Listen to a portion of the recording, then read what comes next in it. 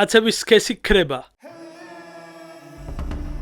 Y ქრომოსომა, რომელიც პასუხისმგებელია მამრობითი სქესის შექმნაზე, იწყებს დასუსტებას, მაგრამ ის თუ გაქრება, როგორც ჩანს, რაღაც სხვა დაიკავებს მის ადგილს.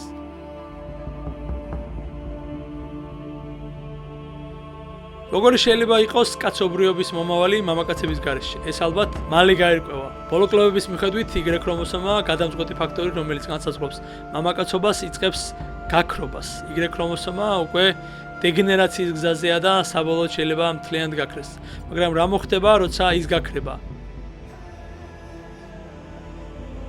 გვექნება ახალი სქესი თუ მამრობითი სქესი არსებობა შეწყვეტს. ამის შესახებ უკვე არა მხოლოდ ყვითელი სათაურის მქონე გამოცემები საუბრობენ, არამედ ამ საუბრებმა უკვე სამეცნიერო წრეებში გადაინაცვლა. ჩვენ ამ ვიდეოში სწორედ მამაკაცების ქრომოსომის მდგომარეობაზე ვისაუბრებთ და სანამ დავიწყებთ საუბარს, გამოიწერეთ არხი და დაალაიქეთ ვიდეო.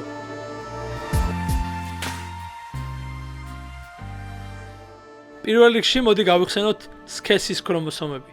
ადამიანებში ისევე როგორც ზოგიერთ სხვა ძუძუმწოვრებში, ქალებს აქვთ 2 X ქრომოსომა, ხოლო მამაკაცებს 1 X და 1 პატარა ქრომოსომა, რომელსაც Y ქრომოსომა ეწოდება. ეს წყვილი ქრომოსომა ადამიანის მთლიანი დნმ-ის მხოლოდ 4% შეადგენს.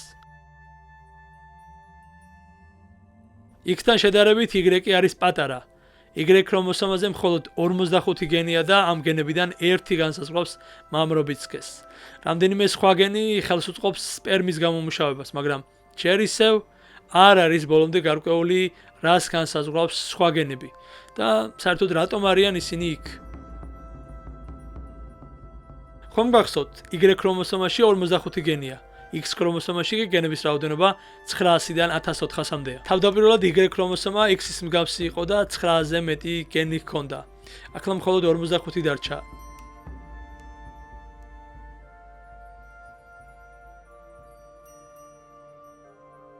იმის გამო, რომ სქესის ქრომოსომები წარმოიშვა სრულიად ჩვეულებრივი ქრომოსომებიდან, რომლებიც იდენტური იყო და სქესთან საერთო არაფერი ჰქონდათ, ბევრი რამ რაც დარჩა არსებითად უსარგებლოა. სახუმარო ისტორიას კი გავს, მაგრამ ნუ გაგიკვირდებათ, რომ Y ქრომოსომა იწყებს დაცემას.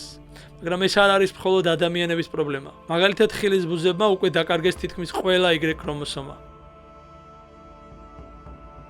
ამ ყველაფერს, როგორც ჩანს, ორმაგი მიზეზი აქვს. ერთი ის არის, რომ Y ქრომოსომა ყოველთვის სათესლე ჯირკვალშია მოთავსებული. გამოდის, რომ სათესლე ჯირკვალი ნაწილობრივ სახიფათო ადგილია, რადგან ბევრი მუტაცია ხდება. სპერმის შესაქმნელად საჭიროა ბევრი უჯრედის დაყოფა და თითოეული უჯრედის დაყოფა მუტაციის შანსია. ამან შეიძლება საკმარისად იმოქმედოს ქრომოსომაზე. ქრომოსომების უმეტესობას შეუძლია მუტაციების შედეგად მიყენებული ზიანის აღდგენა sapirspiro ქრომოსომასთან დნმ-ის გაცვლით. ეს არის პროცესი, რომელიც ცნობილია როგორც რეკომბინაცია, თუმცა იმის გამო რომ Y ქრომოსომა მხოლოდ მემკვიდრეობით მიიღება, მას არ ყავს გაცვლადი პარტნიორი, განსხვავებით ქალის X ქრომოსომის ორმაგი წყობისგან. პირვანდელ მდგომარეობასთან შედარებით ადამიანის Y ქრომოსომა დაკარგა წინაპართა გენების დაახლოებით 97%. მეორეს მხრივ კი X ქრომოსომა შედარებით ხელუხლებელი რჩება. გენების ასეთი სწრაფი დაკარგვა რას ნიშნავს მამრობითი სქესისთვის? ვარ თუ არა ზღვარზე სამყაროსთან, რომელშიც მამაკაცი არ იქნება. როდესაც სისწრაფეზე ვსაუბრობთ, გულისხმობთ ევოლუციური გაგებით, სქესის ქრომოსომა ძუძუმწოვრებში დაახლოებით 100 მილიონი წლის წინ განვითარდა. ამდენივე დრო დასჭირდა ამ დონემდე დეგრადაციას. Y ქრომოსომის პოტენციურმა გაუჩინარებამ გამოიწვია დებატები მეცნიერებს შორის. სხვადასხვა პროგნოზით ეს პროცესი გაგრძელდება 1000 წლის განმავლობაში. თუ მსოფლიოს მილიარდელები საბოლოოდ არ მოახერხებენ უკდავებას მიაღწიონ, ნაკლებს ავარაუდოა, რომ რომელიმე ჩვენგანმა იხილოს Y ქრომოსომის დაშლის დასაწყისი. მაგრამ როგორ შეიძლება გამოიყურებოდეს ეს პროცესი თეორიულად? ზოგიერთი ხილი კი მხოლოდ ნედრობითი სქესის სახეობა და შეუძლია კვერცხუჯრედების შექმნა საკუთარი გენების მეშვეობით, რაც ცნობილია როგორც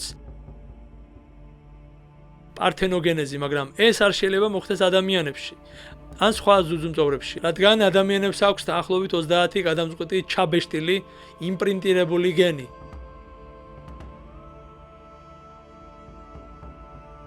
რომელიც მუშაობს მხოლოდ იმ შემთხვევაში, თუ ისინი მამისგან სპერმის საშუალებით მოდის. ამას გენების ჩაბეშტვა, ანუ იმპრინტინგი ქვია. ანუ მამაკაცები და სპერმა აუცილებელია. თუმცა არსებობს განსხვავებული მაგალითები ცხოველებში. თხუნელების ზოგიერთ სახეობას აღმოსავლეთ ევროპაში და ეკლიან ვირთხებს იაპონიაში ახლა სრულად აკლიათ Y ქრომოსომა. ისინი ისე განვითარდნენ, რომ მათი სქესის განსაზღვრა განსხვავებულად ხდება. ამისთვის Y ქრომოსომის ყველა მნიშვნელოვანი გენი გადაიტანეს სხვა ქრომოსომებზე. თუმცა მიუხედავად იმისა, რომ ღრღნელებში ეს იდეალურად გამოვიდა, არ არსებობს გარანტია იმისა, რომ ეს მოხდება ადამიანებში. ახალი სქესის გენების შექმნა რეალურად საკმაოდ მარტივია. პრობლემა ისაა, რა ხდება, როცა ერთდროულად იქნება ძველი და ახალი. ეს იწვევს სქესის გენების ბრძოლას. შეიძლება ჰქონდეს ერთი მამრობითი განსაზღვრელი გენი Y ქრომოსომაზე, მეორე კი სხვაგან. ეს შეიძლება განვითარდეს მსოფლიოს სხვადასხვა კუთხეში და შექმნას ადამიანების სხვადასხვა სახეობა. ამჟამად ეს ყველაფერი სპეკულაციური თემებია. Y ქრომოსომა დეგრადირებადია, ეს ცხადია. თუმცა მისი უახლოეს მომავალში გაქრობა არ არის მოსალოდნელი. მილიონობით წლის შემდეგ კი, სანამ მამაკაცები არსებობას შეწყვეტენ, შეიძლება მოხდეს ევოლუციური ცვლილება სრულიად ახალი სქესის ჩამოყალიბებით. ასე რომ თუ ვინმე ეწევა დედამიწას 11 მილიონი წლის შემდეგ, მან შეიძლება აღმოაჩინოს, რომ ადამიანების თანამედროვე სახეობა არ არსებობს.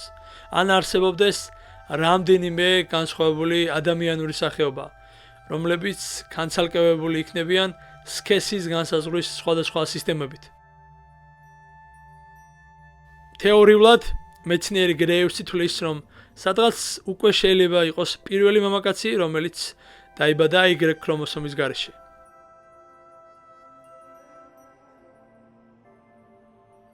მაშასე, ჩვენ ამ ვიდეოში მოგიყევით ჯენი გრეივსის მოსაზრებები. ის არის გენეტიკოსი, მოლეკულური მეცნიერების პროფესორი და გამოქვეყნებული აქვს 420-ზე მეტი სტატია და რამდენიმე წიგნი. ის განვითარებად სამყაროში ითვლება Y ქრომოსომის წამყვან მკვლევარად. თუ მოგეწონათ ვიდეო, გამოიწერეთ არხი და დაალაიქეთ ვიდეო. დიდი მადლობა.